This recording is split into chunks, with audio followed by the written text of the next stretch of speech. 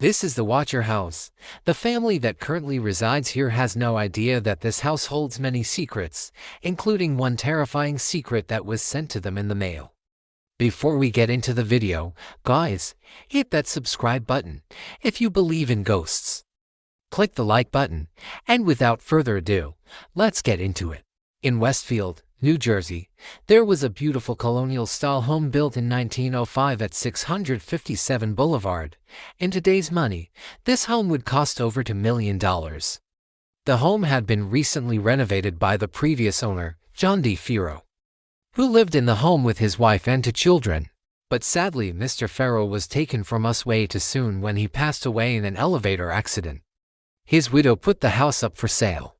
Fast forward a few months later and the home was bought by a young married couple named Derek and Maria Broaddus.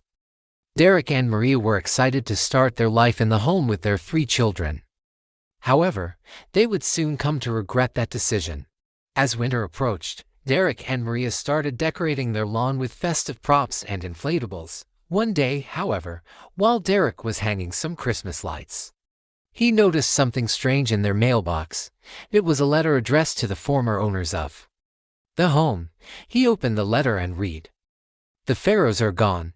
The new family will watch as the home watches." When Derek turned the letter over, he saw that there was no return address.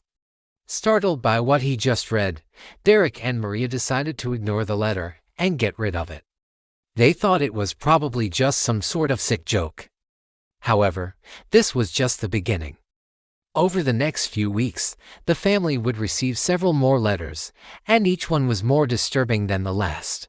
Another letter said, "Who lives in a house like this? Who lives in a house like this and watches you?" Then another one came saying, "You should leave before the home takes everything from you." Who lives in a house like this?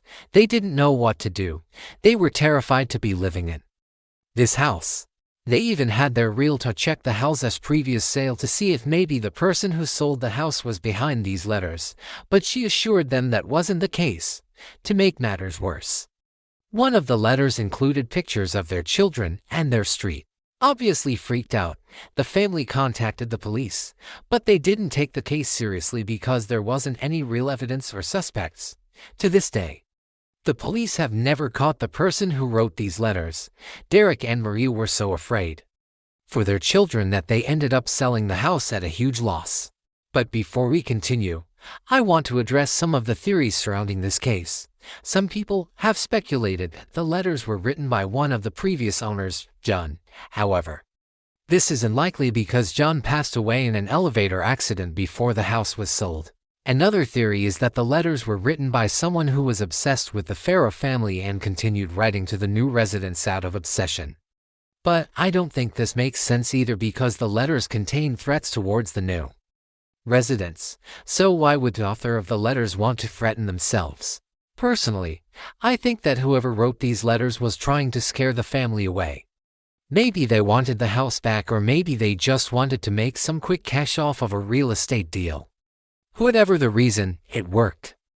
Let us go back to January 2015. The family had already moved out at this point, and the house sat empty for a few months. That is until paranormal investigators from the Discovery Channel's Ghost Adventures showed up. This crew investigates alleged haunted locations, and they believe that the home is haunted by the former owners, John and his son, Michael. The team set up several cameras and other equipment throughout the house and allegedly captured some interesting evidence, including some voice recordings. One of the team members even reported seeing the ghost of a little boy. Later on, the footage would be reviewed and it was said that the team heard the voice of a young boy who appeared to be crying. Was this Michael? Perhaps. But the investigation did not stop there. They even interviewed the medium known as Zach Bagans. He is well known for communicating with spirits of the dead. After speaking with him, it was concluded that John was very attached to the house and did not want the new owners to move in. This could explain why the family kept getting those threatening letters. It was also concluded that there was some type of event that took place in the basement of the home and it was very violent. However, no one knows exactly what this event was. On top of all of this, there is even more drama. You may remember that the house was renovated by the former owners before putting it up for sale. Well, it turns out that a lot of the renovations that they did were done without permits and were not up to code. So when the new owners moved in, they had to spend tens of thousands of dollars fixing up the house to meet code. The most ironic part of all of this is that after all the renovations, the house still wasn't up to code and they had to demolish it. Yeah, you heard me right. This house, which was once worth $1 million, was torn down because it was deemed unsafe. Talk about a nightmare. So was this house cursed? Maybe. Was it haunted? Maybe. But what we do know is that there are some evil people out there and they sometimes hide their identity to carry out their plans.